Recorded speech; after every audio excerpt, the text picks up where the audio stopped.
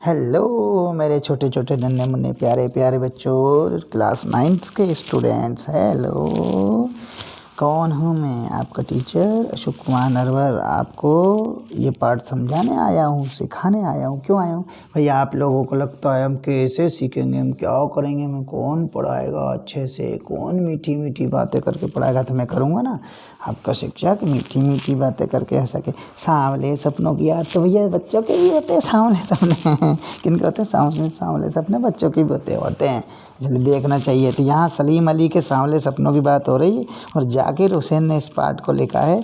उनके मित्र थे सलीम अली, वो पक्षी प्रेमी थे, पक्षियों से बहुत प्रेम करते थे। किससे? वर्ड लवर्स थे, वर्ड लवर्स या वर्ड व्यूअर्स, वाचर्स के दो, है ना, केयर टेकर के दो, वर्ड्स के, पक्षियों के, उनके संबंध में ये पाठ है। तो घबराने की बात नहीं, मैंने फालतू शब्द बोले, क्यों घबरा रहे? मैं इनको सिंपल कर दूंगा, सिंपल सिंपल सिंपल, एकदम सिंपल कर दूंगा। चिंता नहीं लेने का, टेंशन नहीं लेने का, सिर्फ पढ़ने का और वो भी हंस हंस के पढ़ने का, हंस हंस के पढ़ने का। चलिए हंस हंस के पढ़ते हैं ना। कैसे पढ़ते हैं? हंस हंस के पढ़ते हैं, हंस हंस के पढ़ते हैं। ठीक है, कैसे पढ़ते हैं? हंस हंस के पढ़ते हैं। ठीक है, चलिए पहला प्रश्न क्या कहता है? किस घटना ने सलीम अली के जीवन की दिशा को बदल दिया? कोई ना कोई ऐसी घटना घटी होगी, कोई ना कोई ऐसा इवेंट्स हुआ होगा या दुर्घटना घटी होगी जिसने सलीम अली के जीवन को बदल दिया जब वो बचपन में थे। तो क्या घटना घटी होगी, देखते हैं भाई, है ना। तो ये देखते हैं अपन सलीम अली के जीवन में कौन सी घटना घटती है। तो देखिए, एक बार बचपन में सलीम अली की एयर गन से एक गोरैया घायल होकर गिर पड़ी। एक बार क्या हुआ? हाँ, तो भाई एक बार की बात है, तो क्या बात है? सलीम अली की एयर गन से एक गोरैया घायल हो गई और गिर पड़ी। सलीम अली घबरा गए। इसमें कौन सी कठिन बात है? खूब तो याद हो गई ये लाइन कि एक बार बचपन में सलीम अली की एयर गन से एक गोरैया घायल होकर गिर पड़ी। ये तो याद सबको हो गया, हो जाएगा। इस घटना से सलीम अली इस घटना ने, एक गोरैया के गिरने की घटना ने सलीम अली के जीवन की दिशा बदल दिया। सलीम अली के जीवन की दिशा को बदल दिया। वो घबरा गए, एकदम दया आने लगी उनको किस पर? पक्षियों पर वो दया करने लगे, है ना। और वे गोरैया की देखभाल, सुरक्षा और खोजबीन में जुट गए कि वो गोरैया घायल वाली कहाँ गई, है ना।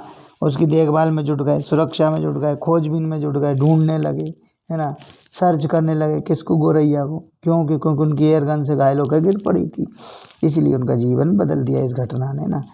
उसके बाद उनकी रुचि पूरे पक्षी संसार की ओर मुड़ गई। उनकी रुचि पक्षियों की ओर, वर्ल्ड में मुड़ गई, पक्षी संसार में मुड़ गई उनकी रुचि, और वे पक्षी प्रेमी बन गए। कौन बन गए? सलीम अली बन गए, पक्षी प्रेमी बन गए। इस पाठ को लिखा किसने? जाकिर हुसैन ने। चलिए अगला प्रश्न है, सलीम अली ने पूर्व प्रधानमंत्री के सामने पर्यावरण से संबंधित किन संभावित या पॉसिबल खतरों का चित्र खींचा होगा जिससे उनकी आंखें भर आई? किन की? प्रधानमंत्री की आंखें भर आई चौधरी चरण सिंह के सामने। उन्होंने एक पर्यावरण से संबंधित संभावित खतरों को बताया, एक चित्र खींचा जिससे चौधरी चरण सिंह जो प्रधानमंत्री थे उस समय, उनकी आंखें भर आई, उनकी आंखें नम हो गई। ठीक, तो ये यहाँ पर बताया गया। तो यहाँ हमें बताना है कि क्या हो गया था ऐसा। सलीम अली ने पूर्व प्रधानमंत्री चौधरी चरण सिंह के सामने केरल की जो साइलेंट वैली है उस पर जो पर्यावरण संबंधी खतरे उनकी बात उठाई। मतलब सलीम अली ने पूर्व प्रधानमंत्री चौधरी चरण सिंह के सामने केरल की साइलेंट वैली है केरल में, उसके संबंध में जो खतरे उठ रहे हैं उनके बारे में उन्होंने कहा। उस समय केरल पर रेगिस्तानी हवाओं का झोंका आ रहा था, उसका खतरा मंडरा रहा था। रेगिस्तानी हवाओं के झोंकों का खतरा साइलेंट वैली पर मंडरा रहा था, केरल में मंडरा रहा था, खतरा था रेगिस्तानी हवाओं का। वहाँ का पर्यावरण दूषित हो रहा था इन हवाओं से, वहाँ का पर्यावरण दूषित हो रहा था इन हवाओं से। प्रधानमंत्री को वातावरण की सुरक्षा का ध्यान था, प्रधानमंत्री को वातावरण की सुरक्षा का ध्यान था।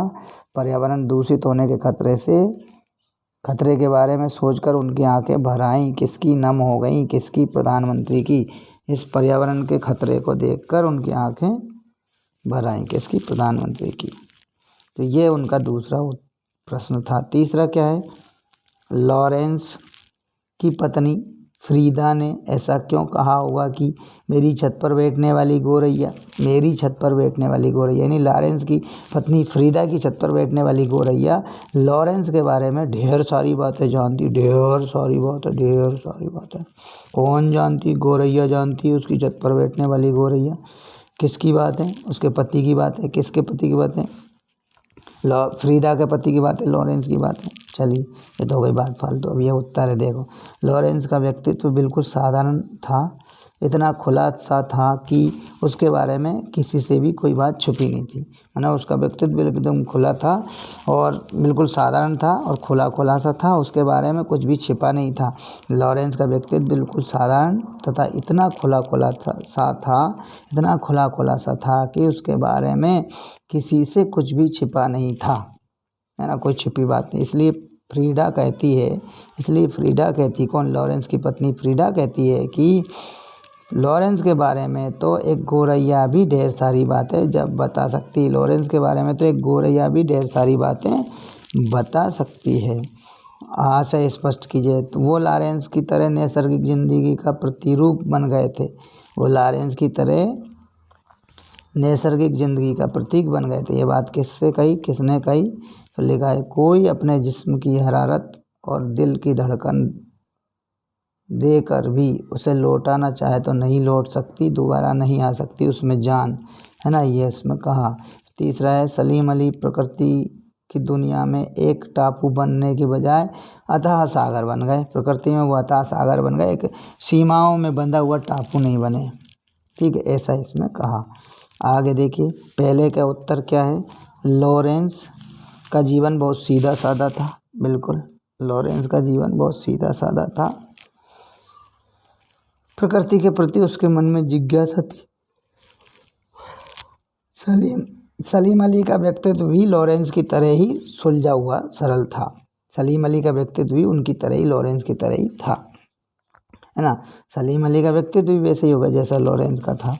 वो सीधे साधे थे, प्रकृति प्रेमी थे, प्रकृति के प्रति उनके मन में जिज्ञासा थी। सलीम अली का व्यक्तित्व भी लॉरेंस की तरह सुलझा हुआ तथा सरल हो गया। यहाँ लेखक का आशय, अब दूसरे का, यहाँ लेखक का आशय है कि मृत व्यक्ति, कोई मर जाए व्यक्ति, तो उससे कोई जीवन नहीं दे सकता, जीवित नहीं कर सकता, चाहे वो अपनी धड़कन दे दे या शरीर की हरकत दे दे, कुछ भी दे दे, लेकिन वो एक बार मर गया व्यक्ति जीवित नहीं हो सकता। ये यहाँ समझाया, थोड़ा पढ़ लेना ध्यान से ना। फिर लिखा, सलीम अली प्रकृति के खुले संसार में खोज करने के लिए निकले। उन्होंने स्वयं को किसी सीमा में कैद नहीं किया। सलीम अली प्रकृति के खुले संसार में खोज करने के लिए निकले। उन्होंने स्वयं को किसी सीमा में नहीं बांधा। उन्होंने घुमक्कड़ जीवन जीना अच्छा समझा। उन्होंने घुमक्कड़ जीवन जीना अच्छा समझा, और घुमक्कड़ जीवन को कहते हैं यायावर जीवन, यायावर। जो अनुभव आई उन्हें संजोए और उनका कार्यक्षेत्र बहुत विशाल हो गया। किनका? सलीम अली का। लेकिन वो जाते किस लिए थे? वो पक्षियों की खोज में, पक्षियों को ढूंढने, पक्षियों से प्रेम करने के लिए जाया करते थे। उनका और कोई काम नहीं था, क्योंकि वो पक्षी प्रेमी थे। तो इसको भी ध्यान से पढ़ लीजिएगा, है ना। अगला है, इस पाठ के आधार पर लेखक की भाषा शैली की विशेषताएं बताइए। 4 विशेषताएं। इस पाठ के आधार पर लेखक के भाषा शैली की 4 विशेषताएं बताइए। बताना है। देखिए अब कैसी हैं 4 विशेषताएं। लेखक की भाषा शैली की विशेषताएं निम्नलिखित हैं। लेखक की भाषा शैली की विशेषताएं। तो क्या लिखा है? पहली, इनकी शैली चित्रात्मक है, यानी इनकी शैली ऐसी है कि जब कभी ये कुछ लिखते हैं तो लिखने पर शब्दों से चित्र नहीं बनता, हमारे मस्तिष्क में चित्र बनने लगता है। तो इनकी शैली चित्रात्मक है। पाठ पढ़ते समय जब भी हम कोई चीज़ इनके पाठ की पढ़ते हैं तो हमारे मस्तिष्क में, हमारे मन में एक चित्र उभर आता है हमारे सामने। ये पाठ को पढ़ते हुए इसकी घटनाओं का चित्र उभर कर हमारे सामने आ जाता है, इसलिए चित्रात्मक शैली। दूसरी विशेषता क्या है? लेखक ने भाषा में हिंदी के साथ साथ उर्दू और अंग्रेजी के शब्दों का भी प्रयोग कहीं कहीं किया है। उर्दू के शब्दों, अंग्रेजी के शब्दों का भी प्रयोग कहीं कहीं किया है ना।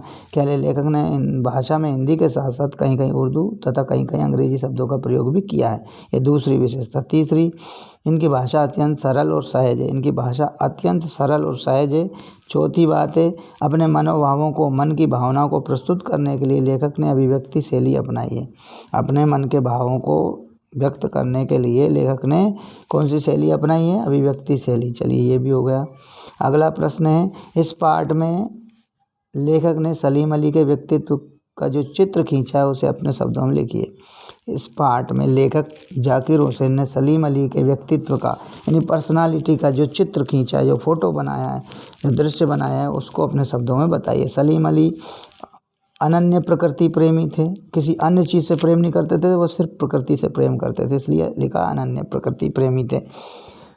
प्रकृति तथा पक्षियों के प्रति उनके मन में कभी ना खत्म होने वाली जिज्ञासा थी। हमेशा ही इनके बारे में जानने की कोशिश करते रहते थे, प्रकृति और पक्षियों के बारे में, इसलिए उनके मन में कभी ना खत्म होने वाली जिज्ञासा थी। इसलिए उनके मन में क्या थी? कभी ना खत्म होने वाली जिज्ञासा थी, है ना? क्या थी? कभी ना खत्म होने वाली जिज्ञासा। लेखक के शब्दों में उन जैसा वर्ड वाचर शायद कोई हुआ, उनके जैसा वर्ड वाचर, वर्ड माने पक्षी, वाचर माने देखने वाला, उनके जैसा पक्षियों का देखने वाला कोई नहीं हुआ होगा। उन्हें दूर आकाश में उड़ते पक्षियों की खोज करने का, उन्हें दूर आकाश में उड़ने वाले पक्षियों की खोज करने का तथा उनकी सुरक्षा के उपाय खोजने का असीम चाव था, बहुत अधिक चाव था। असीम का मतलब बहुत अधिक चाव था, चस्का था, शौक़ था। उन्हें दूर आकाश में उड़ते पक्षियों की खोज करने का तथा उनकी सुरक्षा के उपाय खोजने का असीम चाव था। वे स्वभाव से परम घुमक्कड़ थे, वे स्वभाव से ही घुमक्कड़ थे और यायावर जीवन जीते थे। जो यहाँ वहाँ भटकता रहे वो यायावर कहलाता है। तो वो बस यात्राएं ही करते रहते थे। लंबी यात्राओं ने उनके शरीर को कमज़ोर कर दिया था, लंबी यात्राओं ने उनके शरीर को कमज़ोर कर दिया था। व्यवहार में वे सरल सीधे व भोले इंसान थे, व्यवहार में वे सरल सीधे व भोले इंसान थे। वे बाहरी चकाचौंध और विशिष्टता से दूर थे, वे बाहरी चकाचौंध और विशिष्टता से दूर थे, विशिष्टता से दूर थे। ठीक है, आगे लिखा है सांवले सपनों की याद। ये पाठ का शीर्षक है, टाइटल है सांवले सपनों की याद, सांवले सपनों की याद, सांवले सपनों की याद। शीर्षक की सार्थकता पर टिप्पणी लिखी है। शीर्षक की सार्थकता यानी जो टाइटल दिया है ये सही है कि नहीं है, क्या ये सही अर्थों में दिया टाइटल तो सही है कि नहीं। सांवले सपनों की याद रहस्यात्मक शीर्षक है। ये रचना लेखक जाकिर हुसैन द्वारा अपने मित्र सलीम अली की याद में लिखी गई है और लिखा गया संस्मरण है। असल में ये सांवले सपनों की याद रहस्यात्मक शीर्षक है। यह लेखक जाकिर हुसैन द्वारा अपने मित्र सलीम अली की याद में लिखा गया संस्मरण है। सांवले सपने मनमोहक इच्छाओं के प्रतीक हैं, सांवले सपने मनमोहक इच्छाओं के प्रतीक हैं। ये अपने प्रसिद्ध पक्षी प्रेमी ये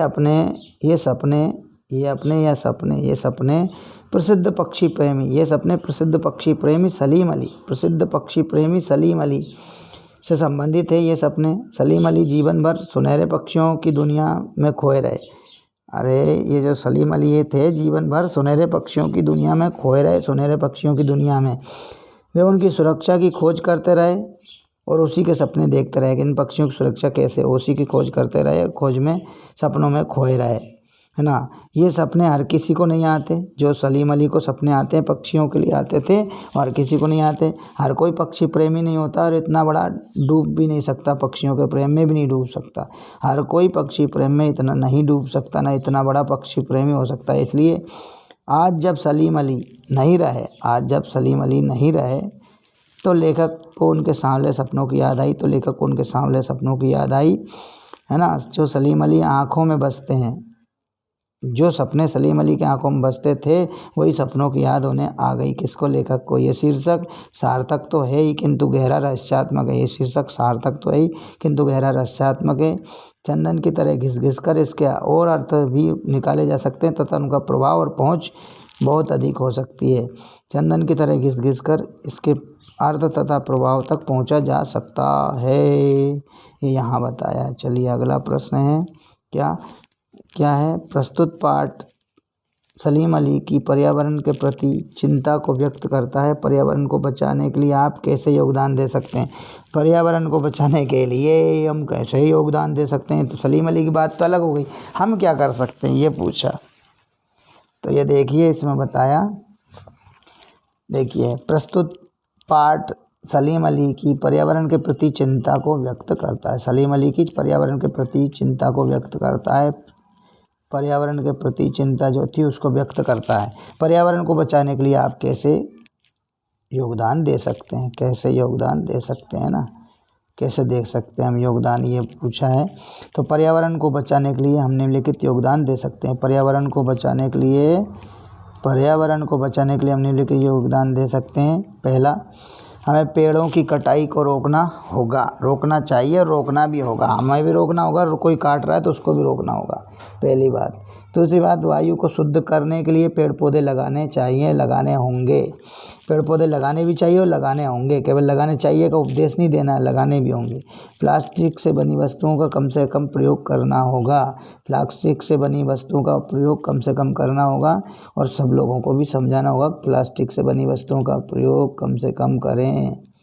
ठीक है। जल प्रदूषित नहीं होना देना चाहिए, जल का प्रदूषण से बचाना चाहिए, है ना, ये भी करना चाहिए। हमें आसपास के वातावरण को साफ़ सुथरा रखने के लिए कूड़ादान का प्रयोग करना होगा या करना होगा और करना चाहिए। इस तरह से ये अभी हमने पढ़ा और समझा, तो आप देख लीजिए, और कुछ बचा नहीं बचा। ठीक है। ये पाठ क्या था? सांवले सपनों की यादें। क्या था? सांवले सपने। तो देखिएगा वीडियो को ज़रूर देखिएगा, वीडियो को आप लोग ज़रूर देखिएगा ना, देखिए।